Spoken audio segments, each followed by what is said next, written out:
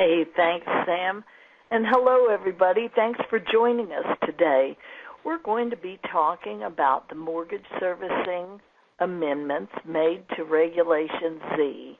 The CFPB, the Consumer Financial Protection Bureau, tackled these and came out with final rules in January of 2013.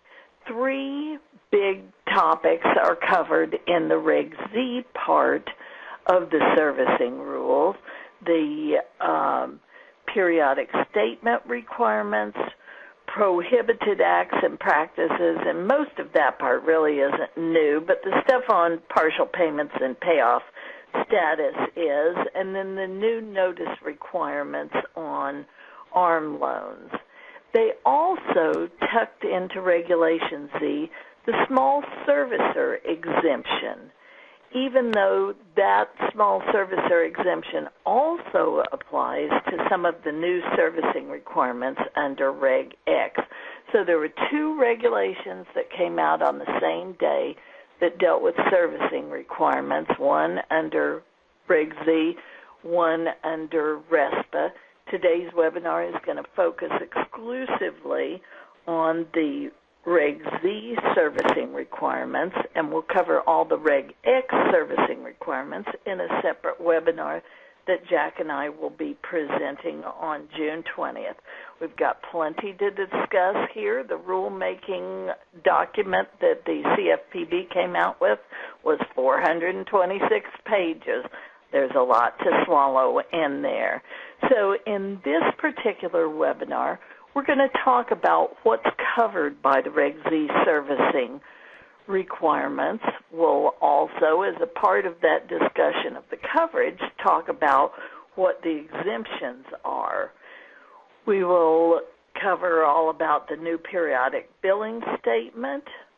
We'll talk about an alternative that's available to you for using a coupon book instead of the periodic billing statement, and how you might be able to use that as long as your coupon booklet has certain information in it.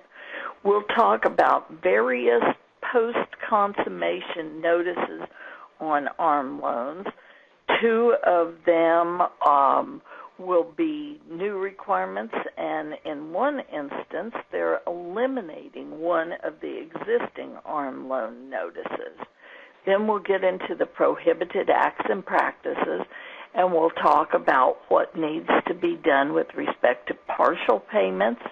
We'll talk about payoff, balance information, and in the course of the webinar, we'll talk also about how existing loans are going to be affected by these new requirements. This is all rulemaking done by the Consumer Financial Protection Bureau. You see their address on page 2 of the materials, and this is spurred by DoddFrank. DoddFrank made changes to the Truth in Lending Act that then mandated that the CFPB make corresponding changes to Regulation Z to implement the changes made in the statutes. The parts of Reg Z that are affected are Subpart C on closed-end credit and Subpart E on special rules for certain home mortgage transactions. Don't forget that there is official staff commentary to this, and that's where a lot of the really helpful explanation and examples are contained. So with that background, we're going to start right in talking about disclosure requirements on ARM loans. And these particular ones relate to post-consummation events.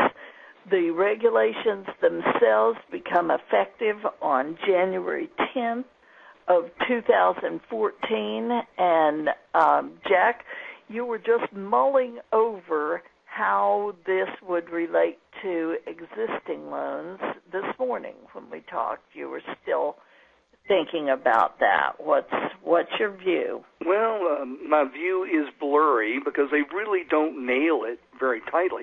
You mentioned we got three sections here. We got the post-consummation events, which are the ARM notices, and they do address it pretty specifically there.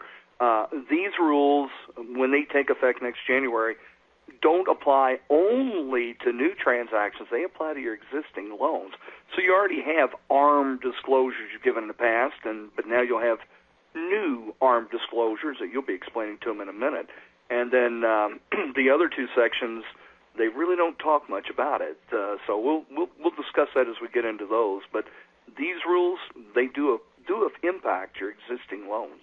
And when you think about it, that's not surprising, because some of these mortgage loans are going to have terms of 30 years. So if you just make a mortgage loan right now, today, and you didn't have to worry about any of these disclosures, then Congress would feel that your customer for the remaining 29 and a half years of the term of their mortgage, if it's an ARM loan, wouldn't get the benefit of the new protections that were handed down in this part of DoddFrank. So another practical consideration there is you really wouldn't want it any other way. You wouldn't want to have to deal with older loans with one timing requirement and one notice requirement. The newer loans have a different timing requirement and a different notice.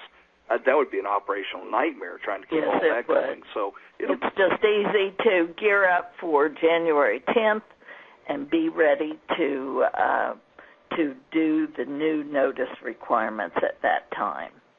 What we're talking about here are ARM loans where the rate's going to adjust, and then there's a corresponding adjustment to the payment that occurs under the loan contract.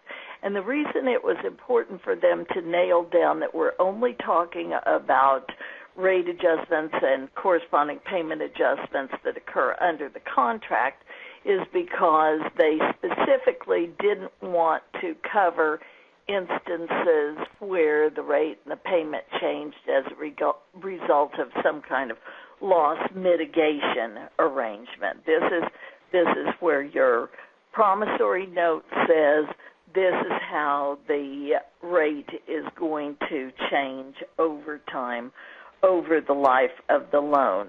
It also applies if the ARM loan is going to be converted to a fixed rate loan and there's a corresponding payment change.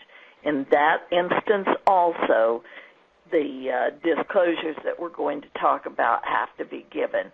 But before we get into the nitty-gritty of the disclosures, let's talk about coverage here so you understand the types of loans that this applies to. First of all, we know that we're dealing with Truth in Lending and Reg Z, so this is only consumer credit transactions. But more specifically than that, as noted in the middle of page 4, we're talking about closed-in consumer credit transactions secured by the consumer's principal dwelling.